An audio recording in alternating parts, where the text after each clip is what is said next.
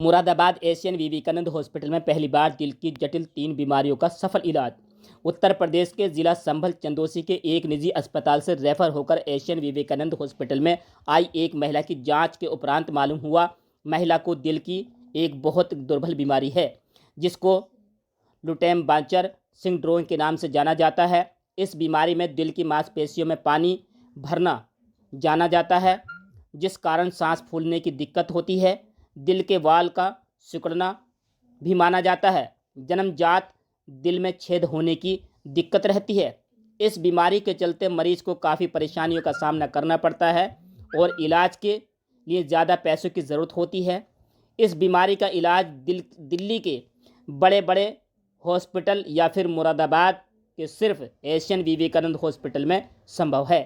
ये बीमारी दुनिया भर में बहुत कम पाई जाती है। एशियन विवेकानंद हॉस्पिटल के कार्डियोलॉजिस्ट प्रेस वार्ता के दौरान डॉक्टर गीतेश मानिक ने जानकारी देते हुए बताया, सबसे पहले इलाज के दौरान महिला के दिल की मांसपेशियों के पानी को पेरिकार्डियल सिंथेसिस के द्वारा निकाला जाएगा।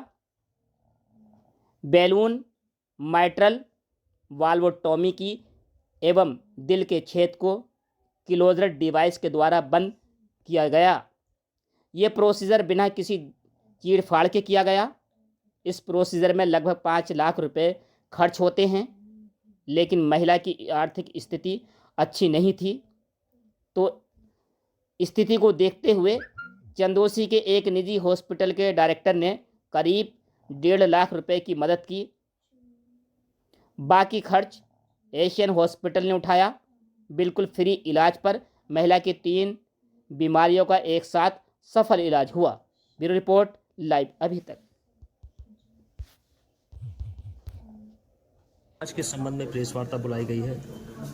देखिए, बेसिकली ये एक पेशेंट के इलाज के संबंध में है जिसको acquired plus congenital, that means बचपन से दिल में छेद प्लस आगे जीवन में इन्फेक्शन की वजह से दिल के एक बाल सिकुड़ने की शिकायत थी, जिसके कॉम्बिनेशन को ल्यूटेम-बार्कर सिंड्रोम बोलते हैं। ये लाखों में होने वाली बीमारी है, जिसको लाखों में किसी एक को होती है, किसी बदनसीब को, तो वो इस पेशेंट को थी। अब इसके उपचार के संबंध में बेसिकली प्रेस वार्ता बुलाई गई है कि इसका जो उपचार है सफलतापूर्वक यहाँ एशियन विवेकानंद अस्पताल में किया गया है। कहाँ का पेशेंट था और क्या समस्या हुई थी उसको? पेशेंट चंदौसी का था। उसको बेसिकली सांस फूलने की समस्या थी, जो कि काफ़ी सालों से थी, लेकिन कुछ 10-12 दिन से वो समस्या उसकी काफ़ी बढ़ गई थी, और जिसका एवेल्यूशन वहाँ चंदौसी में विश्वकर्मा अस्पताल में डॉक्टर कमल द्वारा किया गया था। ऐसे में आगे उसे क्या सावधानी रखनी? आगे बस उसको यही ध्यान रखना है कि खून बदले की दवा जो है, जो कि डिवाइस के लिए वो खानी पड़ेगी, और वाल्व के संबंधित कुछ 2 या 3 गोलियां होती हैं, वो उसको लाइफ लॉन्ग लेनी पड़ेंगी, जो कि ज़्यादा महंगी नहीं होती, और मुझे लगता है कि उसका खर्च भी इतना नहीं होता, जो कि पेशेंट अपनी तरफ से उठा सकता है। इस तरह की बीमारी के क्या सिम्टम है सर? सबसे पहला सिम्टम तो इनिशियली सांस फूलना होता है। दूसरा मेजर सिम्टम होता है कि पेशेंट जब चलते हैं तो काफ़ी थकावट महसूस करते हैं, और जब ये अपना उग्र रूप धारण कर लेती है तो दिल के जो दाहिने तरफ के हिस्से हैं वो फैल जाते हैं, और एट लास्ट पेशेंट का हार्ट एकदम डायलेट करने लगता है, जिसमें मृत्यु भी हो जाती है। तो सर, सर्जरी के दौरान आपने क्या देखा है सर, जो इसमें आपने ठीक किया है, जो ऑपरेशन हुआ है, किस तरीके से अब किया? देखिए, ये पाँव की दबली द्वारा किया जाता है। इसमें फीमोरल वेन के द्वारा सबसे पहले एक कैथेटर लिया गया, जिससे वायर इम्प्लांट करी गई उसके लेफ्ट साइड के चेम्बर में। वहाँ से करीब 24 से 25 mm का एक बलून होता है, जिसको वहाँ पे स्थापित किया गया, और उस बलून को माइट्रल वाल्व के से क्रॉस किया गया, जिससे उसको डायलेट करके चौड़ाया गया पहले वाल्व को। फिर वहीं उसी कैथेटर से सेकंड वायर छोड़ा गया, और उससे एक बटन लिया गया ट्यूब के अंदर, और वो जाके बटन फिर उसी छेद के अक्रॉस इम्प्लांट किया गया। अब फिलहाल जो स्थिति है मरीज की क्या है? मरीज काफ़ी बेहतर है, बिना ऑक्सीजन के है, आराम से अपने बेड पे बैठी हुई है। जब वो आई थी तो ऑलमोस्ट वेंटिलेटर पे पहुंच गई थी, 2 दिन वेंटिलेटर पे रही है, और अभी प्रोसीजर के बाद 24 घंटे हो चुके हैं। डिवाइस अपनी जगह फिट है, बिना ऑक्सीजन के है। आज को बेड पे बिठा दिया है, चलवा दिया है, और 1 आध दिन में संभवतः वो घर चली जाएगी। पेशेंट की क्या एज होगी और लगभग कहाँ इसका इलाज संभव है? पेशेंट की एज लगभग 38-40 साल के आसपास है, और बेसिकली देखिए, जो भी सेंटर्स कैथ लैब के होते हैं, एडवांस कार्डियोलॉजी जहाँ पे काम होता है, वहाँ इसका इलाज डेफिनेटली संभव होता है।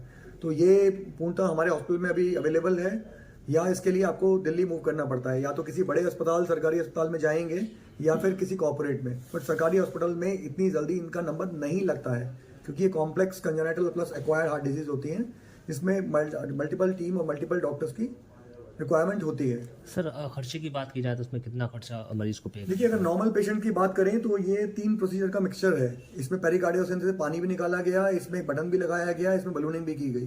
तो लगभग सारी कॉस्ट जोड़ेंगे तो मोटा मोटा मांग के चलिएगा एक हॉस्पिटल 4.5 से 5 लाख का तकरीबन इसमें खर्च आता है। मरीज को फिलहाल कितना पे करना पड़ा है, क्या तो मरीज अनुदान दिया को गया? सर्जरी का कुछ भी पे नहीं करना पड़ा है। स्टार्टिंग में थोड़ी बहुत दवाई लाया होगा, बस उसका पेमेंट किया होगा उसने, क्योंकि उसके बाद फिर वो डिस्चार्ज मांग रहा था और स्थिति ऐसी नहीं थी कि हम छुट्टी कर सकें। तो उस केस में जो करीब 1.5 लाख का अनुदान है वो विश्वकर्मा हॉस्पिटल डॉक्टर कमल द्वारा आया है और बाकी का हमारे हॉस्पिटल की तरफ से छूट दे दी गई है उसको। क्या ये सर्जरी ऐसी पहली सर्जरी विवेकानंद हॉस्पिटल में हुई? देखिए, ये सिंड्रोम ही अपने आप में इतना रेयर है कि मैं आपको अपनी 8 साल की बराबर की प्रैक्टिस में बता रहा हूँ कि ये पहली बार ही मैंने खुद टैकल किया है। बलूनिंग हमने बहुत करी है, डिवाइस हमने खूब किए हैं, बट वो अलग अलग मरीजों में होते हैं। एक ही मरीजों में दोनों तीनों चीज़ें एक साथ करना, ये थोड़ा सा इंटरेस्टिंग चीज़ थी और ये पहली बार